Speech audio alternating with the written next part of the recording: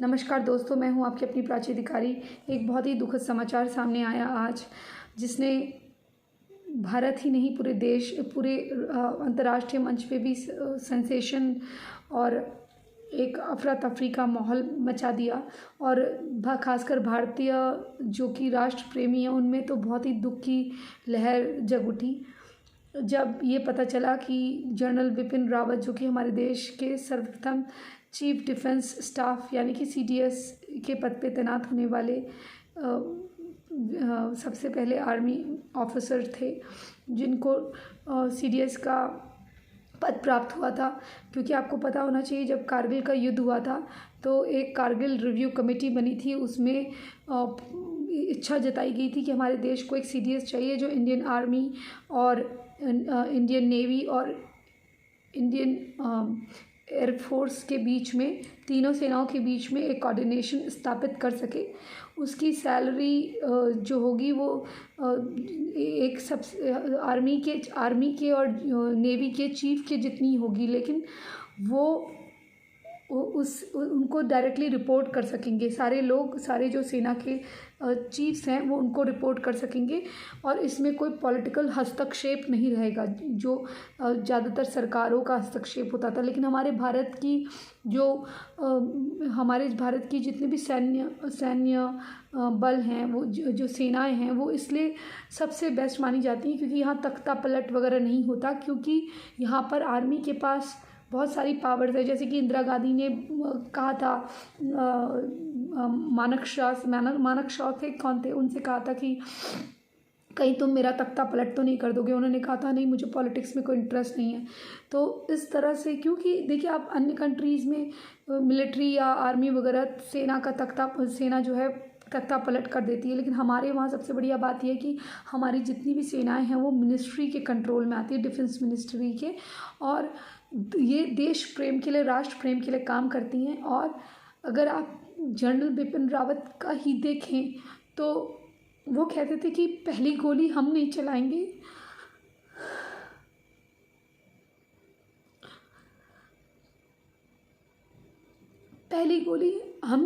लेकिन उसके बाद हम गोलियों की गिनती नहीं करेंगे।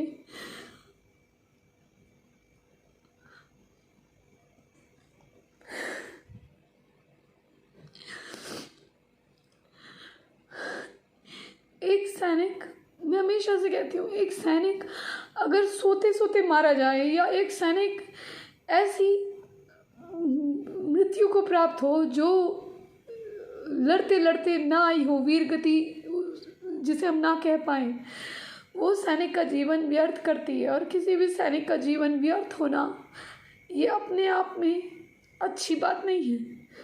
और पता नहीं क्यों मुझे ऐसा लगता है कि ये एक षड्यंत्र के तहत हुआ है। अगर आप देखें, इस देश का इतिहास रहा है, इवन साउथ में बहुत लोग दबी ज़बान से, इवन काम करने वाले वर्कर्स तक कहते हैं कि जगन मोहन रेड्डी को भी ऐसे ही किसी ने मारा है, या सोनिया गांधी का नाम लिया जाता है कि उसे मरवाने में उसके पायलट के साथ मिलकर उसका हाथ रहा, 18 करोड़ या कुछ ऐसे कहा जाता है। देखिए, मैं एलिगेशंस नहीं लगा रही हूँ, लेकिन ये बातें यहाँ लोग बकते हैं साउथ में। तो कहीं ऐसा तो नहीं है कि आपको पता है कि जो नरवणे जी हैं वो भी ट्रैवल करना,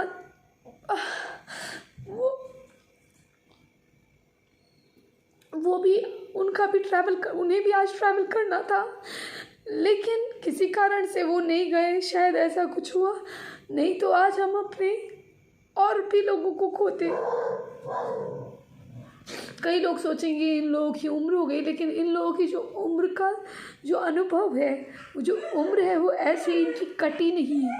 इन्होंने वो फील्ड पे वो जो देश को बचाने के लिए जद्दोजहद का माहौल होता है, जो पैशन होता है, जो हर जवान में जगाना होता है, उनके हेड बन के अपने जवानों को एक बाप की तरह नर्चर करके, उन्हें उनके अंदर हिम्मत और साहस की हम लड़ सकते हैं, इस तरह के जज्बों को जगाकर एक मिलिट्री जब लड़ती है तो उसके सेना नायक का बहुत बड़ा हाथ होता है उस देश को जिताने में।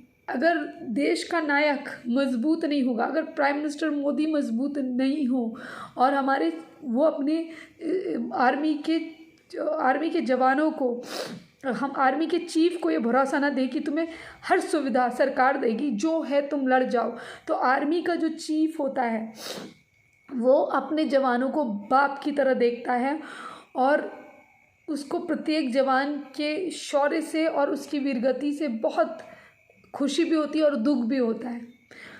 इसी प्रकार से CDS रावत जो थे, बिपिन रावत जी, वो सेनाओं के बीच में एक कोऑर्डिनेशन बनाते थे। आपको याद होगा जब कारगिल युद्ध हुआ था तो कारगिल रिव्यू कमेटी बनी थी, क्योंकि जो सेनाएं थी उनके बीच में कोऑर्डिनेशन नहीं था, जो इसी का हमें नुकसान हुआ। हम हालांकि जीते,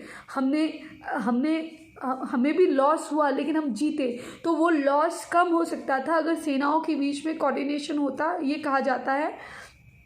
उसके बाद एक कमेटी बनी, नरेश चंद्र कमेटी, ये 2012 में एक नरेश चंद्र कमेटी बनी। हाँ, जो कारगिल रिव्यू कमेटी बनी थी उसमें ये कहा गया कि एक CDS होना चाहिए, CDS स्टाफ होना ज़रूरी है, जो तीनों सेनाओं के बीच में, थल सेना, वायु सेना, मिलिट्री, आर्मी, मिलिट्री, नेवी के बीच में बना के रख सके, एयरफोर्स के बीच में बना के रख सके समन्वय। लेकिन ये पॉलिटिकल विल नहीं थी उस वक्त, इसलिए ये काम नहीं हो पाया 2012 में।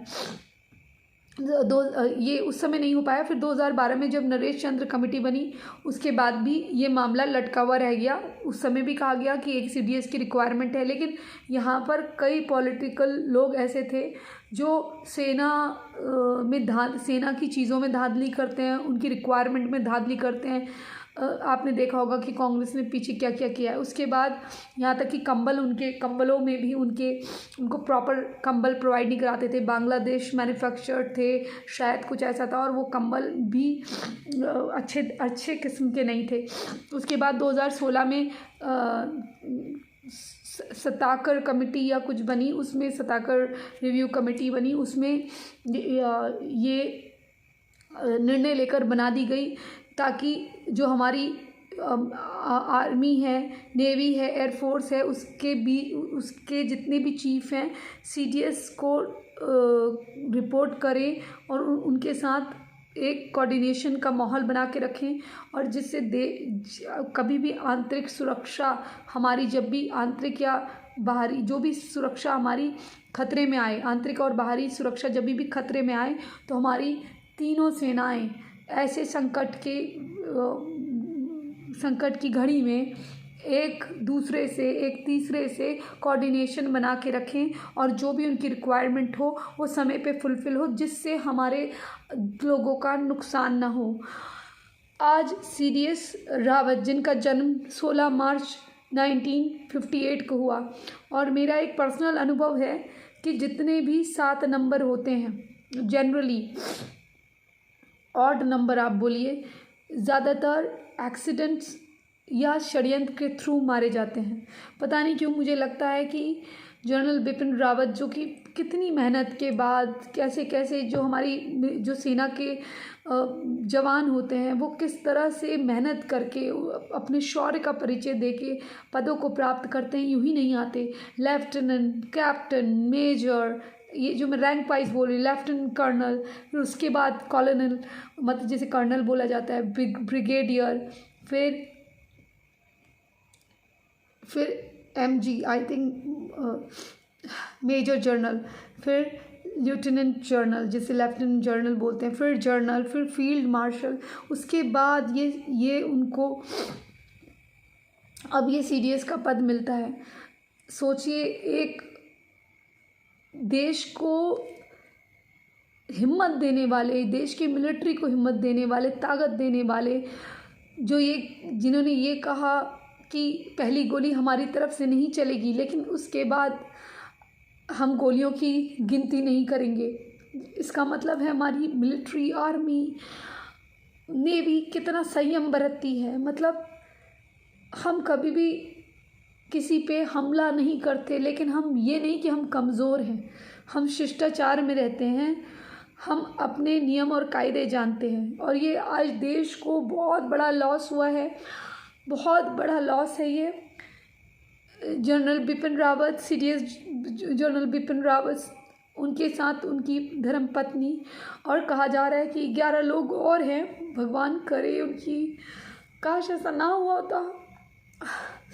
और कोई कह रहा है कि 14 लोग हैं, और कोई कह रहा है कि 11 लोग हैं, जो कि सूचना तो अभी तक 11 लोग की आ रही है, लेकिन अभी तक कंफर्म नहीं है। क्योंकि आपको मैं एक बात और बताती हूँ, जब भी किसी एयरलाइंस का, आप ये मत समझिएगा कि 35,000 किलोमीटर ऊपर की उस ऊपर हम होते हैं, धरती से 35,000 किलोमीटर अबव जब हम होते हैं, या 2,000 किलोमीटर अबव होते हैं, वो एक सा ही होता है। क्योंकि इतनी गर्मी होती है अंदर, जब ये क्रैश या कुछ इस तरह की घटनाएं हो जाए, आग लगने की, तो आपको लगता होगा कि इवन अगर प्लेन इतना चला गया है, प्लेन या हेलीकॉप्टर आप जो भी कहें, वो इतना भी चला गया है, और जब वो जल के नीचे आए हैं, तो आप समझिए कि, क्योंकि मैंने ऐसी अफ्रीकन एयरलाइंस की घटना कुछ देखी हैं कि वो इंसान बिल्कुल भुट्टे की तरह,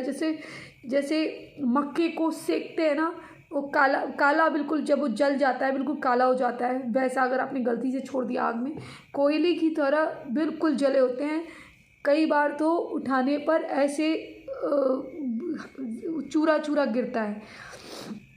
आप सोचिए कि वहाँ से हॉस्पिटल ले जाने के बाद उनका देहांत हुआ है, तो ये भी बहुत उनकी हिम्मत थी, बहुत साहस होगा, जीने की ललक होगी, जज्बा होगा, जो वो इतना गर्मी सह गए। वो इतनी गर्मी होती है, मैं सोच के ही कांप जाती हूँ कि इस तरह से उनकी जो सांसें चल रही थी, वो भी आश्चर्य की बात है। और मुझे पता नहीं क्यों लग रहा है, अभी भी मेरा दिल कह रहा है षड्यंत्र जैसा है, क्योंकि आज और कल भी कुछ दिनों से कुछ ऐसे प्राकृतिक संदेश आ रहे हैं, जो कभी नहीं हुआ वो हो रहा है। मुझे ऐसा लग रहा है कुछ बहुत बुरा होने वाला था, वो शायद बिपिन रावत जी का काल बन के आया, लेकिन वो कुछ बहुत बुरा हो सकता था। आपको मैं बता दूं कि जो हमारे नरवणे जी हैं, नरवणे जी जो चीफ हैं, वो भी नौसेना के जो चीफ हैं, वो भी आज इनके साथ जाने वाले थे। उनको भी जाना था लेक्चर देने के लिए जवानों को। सोचिए वो नहीं गए किसी कारण से, अगर वो चले गए होते तो देश को और बड़ा नुकसान होता, शायद उनके साथ और लोग भी आते। ये पता नहीं क्यों मुझे लग रहा है कि किसी ने जानबूझ के किया है, ये कुछ जानबूझ के हुआ है, ये अंदर से किसी ने कुछ करा है। क्योंकि चेक होता है, सब कुछ होता है। आपको याद है जगन मोहन रेड्डी के लिए साउथ में, जहाँ पर मैं रहती हूँ और जब मैं ट्रैवल करती हूँ, ऐसी बातें सुनने में आती हैं। जब मैं नई आई थी, तभी भी मुझसे काम करने वाली भी बोलती थी कि आपको पता है उसको सोनिया गांधी मरा दिया, ये ऐसे बोला जाता था। और उसका जो हेलीकॉप्टर है, वो उसका पायलट कूद रहा था, लेकिन उसे कूदने नहीं दिया या कुछ हुआ, ऐसे बोला जाता था। 18 करोड़ में डील हुई थी। तो ये जो देश के खिलाफ जो साजिशें हो रही हैं, और ये अपने आप में पहली इस तरह की दुर्घटना है। और मैं सारे नेताओं से और आर्मी के जितने भी चीफ हैं और जो नए सीडीएस बनेंगे, मेरी सबसे एक रिक्वेस्ट है, कृपया इस तरह के हेलीकॉप्टर इस्तेमाल ना करें जो परफेक्ट हो, लेकिन उससे इवैक्यूएट होने की सुविधा ना हो। आप सबकी जान बहुत कीमती है। एक पायलट ऐसे ही पायलट नहीं बनता, बड़ी मेहनत लगती है। 11,000 किलोमीटर या 1100 किलोमीटर कुछ चलाने पड़ते हैं। I don't know exactly, but कुछ एक किलोमीटर्स की वो होती है, फ्लाइंग रूल होता है, उसके बाद ही पायलट का लाइसेंस मिलता है। और एक आर्मी का जवान, उसकी इतनी ट्रेनिंग होती है देश की रक्षा करने के लिए। और अगर कोई जवान, कोई भी, वो बड़ा बूढ़ा बुजुर्ग जो भी हो, एक देश का नायक जब रणभूमि में नहीं मरता है, वीर गति को प्राप्त नहीं करता है, वो इस तरह की मृत्यु मरता है जो कि उसके लिए नहीं थी, तो उसका बहुत दुख होता है। बहरहाल आज बहुत दुखी मन से मैं जनरल CDS बिपिन रावत जी, उनकी धर्मपत्नी और बाकी के हमारे जो वीर हैं, जो जवान हैं, जिनका आज बलिदान हुआ है रणभूमि में, होता तो बुरा लगता, लेकिन फिर भी खुशी होती कि रणभूमि में हुआ है, उनका जीवन काम आया। जनरल रावत जितना बाकियों का उतना तजुर्बा नहीं रहा होगा, लेकिन वो देश के लिए और बहुत कुछ कर सकते थे, जिस जज्बे से उन लोगों ने सेना में आने का फैसला किया था, उन लोगों ने, जो हमारे जवान थे बाकी। तो मैं भगवान से और यमराज से ये कहती हूँ कि प्लीज़ धन्वंतरी जी अपनी कृपा करें, सबको स्वस्थ रखें, भारत को स्वस्थ रखें और भारत का जो अच्छा चाहते हैं, हित चाहते हैं, भारत का हित चाहने वालों का भी अच्छा करें और स्वस्थ स्वास्थ्य दीजिए सबको। और हे यम देवता, इस देश में और दुर्घटनाओं की और इस तरह की मृत्यु की कोई जगह नहीं है, कृपया आगे इस तरह से ना करिए, इस तरह से प्लीज़ मत करिएगा। हालांकि जो लिखा है उसे कोई नहीं बदल सकता, लेकिन अगर कोई सैनिक है, वो देश की रक्षा कर रहा है, इस राष्ट्र की रक्षा करना उसका उत्तरदायित्व है, तो आपका भी उत्तरदायित्व है कि आप अपने बच्चों को इतनी जल्दी अपने पास मत बुलाइए, उन्हें इस पृथ्वी पे उनका समय पूरा करने दीजिए और जो बहुत सच्चे मन से राष्ट्र सेवा के लिए आते हैं, कृपया कर उन्हें आशीर्वाद दीजिए कि आप उन्हें देर से लेकर जाएंगे, इतनी जल्दी अपने पास नहीं बुलाएंगे। अगर आपको किसी को ले जाना है तो राष्ट्र के अंदर बैठे और बाहर बैठे शत्रुओं को उनके प्राण हर के ले जाइए, लेकिन इस तरह से राष्ट्र का गौरव बढ़ाने वालों को नहीं। उनका जीवन इस राष्ट्र के लिए आवश्यक है।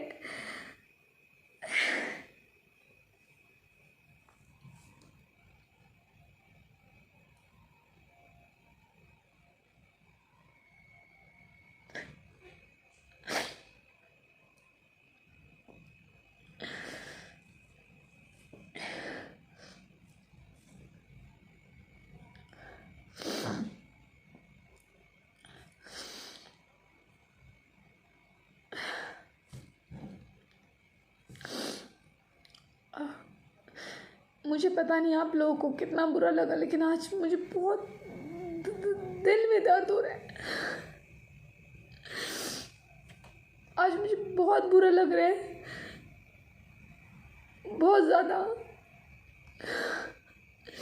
आज मेरी प्रिंसेस भी दिन में रो रही थी और वो कभी नहीं रोती है दिन में, और मैं कल से देख रही हूँ, इवन मैं 2 दिन से नोट कर रही हूँ, जो डॉग्स कभी नहीं रोते थे